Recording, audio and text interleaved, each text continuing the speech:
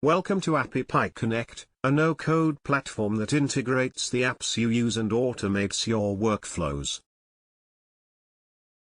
In this video we will integrate Google Sheets with Facebook Page to automate workflows between the two apps. We will choose a trigger from Google Sheets and then an action from Facebook Page. Please watch the video till the end. Start by selecting Google Sheets as your trigger app.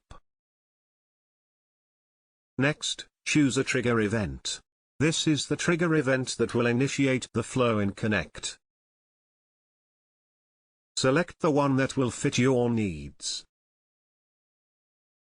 Now select Facebook Page as your action app. Next, choose an action event. This is the event that will initiate the flow in Connect.